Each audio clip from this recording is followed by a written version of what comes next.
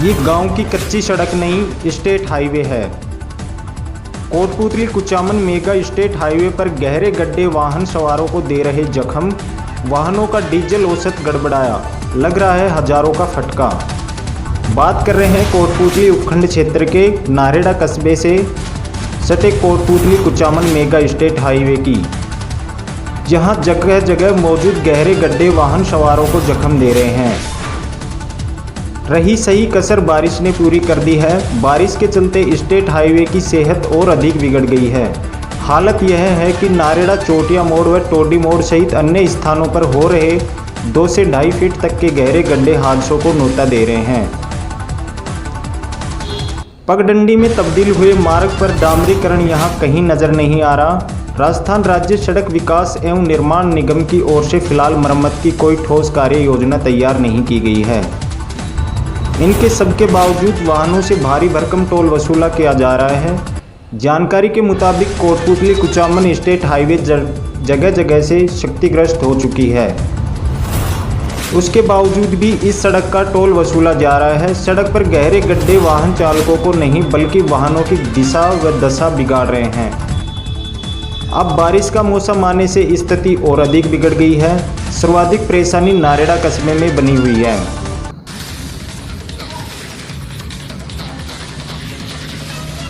जर्जर सड़कों से आगार की बसों का ही नहीं बल्कि अन्य भारी वाहनों का डीजल औसत गड़बड़ाने समेत टूट फूट बढ़ रही है। स्थिति यह है कि इस मार्ग पर प्रति लीटर 5 किलोमीटर चलने वाली बसें अब 4 किलोमीटर प्रति लीटर ही चल पा रही हैं। टूटी सड़कों से वाहनों के डीजल औसत समेत टायर व कबानी आदि पर प्रतिकूल असर पड़ रहा है।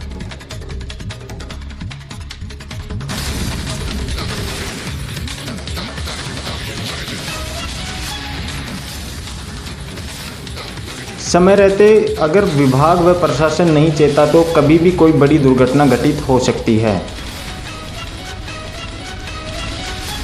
स्टेट हाईवे की बात ये है कि पिछले 7 सालों में हमने लगभग इस पे मैंने खुद ने भी अगवाई करके 5 बार इसके ऊपर धरना दे चुका हूँ। गांव बस्ती ने पूरा दिन मार्केट बंद रख के रोड के ऊपर बैठ के हमने जितने प्रयत्न करने थे सारे कर चुके हैं, परंतु नतीजा आज भी इसका 0 है।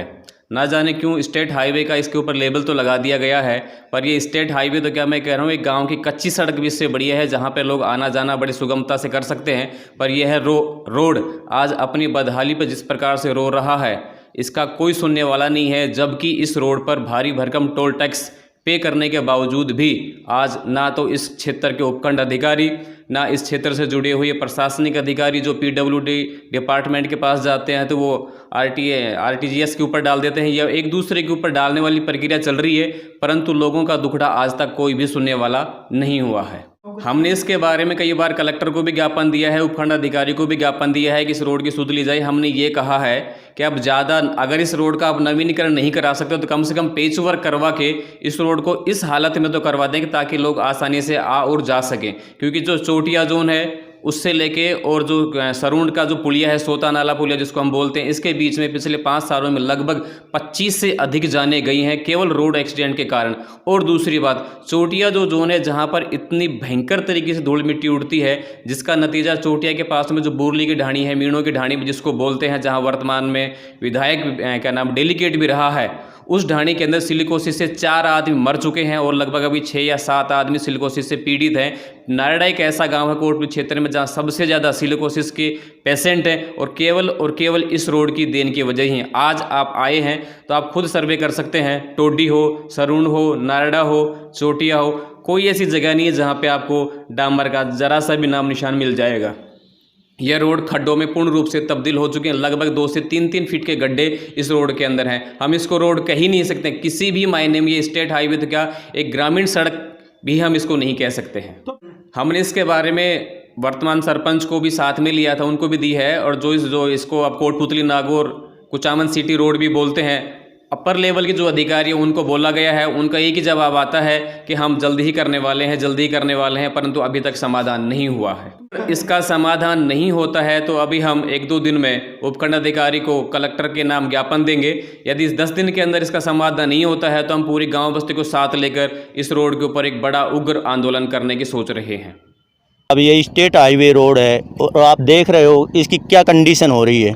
आप ये मुख्यमंत्री सड़क योजना भी होती है, वो भी बढ़िया होती है कि स्टेट हाईवे जिस पे टूल वसूला जा रहा है, किस बात का टूल लिया जा रहा है। हमने काफ़ी बार मुख्यमंत्री जी को भी लेटर भेज दिए हैं, प्रधानमंत्री महोदय को भी भेज दिए हैं, हमारे मंत्री जी राजेंद्र यादव जी हैं उनको भी अवगत करा दिए। आए दिन महिलाएँ कहीं दूर जाती हैं, गिर जाती हैं कीचड़ के अंदर और उनकी इतनी हालत ख़राब हो जाती है बेचारी के, कहीं काफ़ी बार चोटें आई, हमने खुद हॉस्पिटल में पहुंचाते हैं।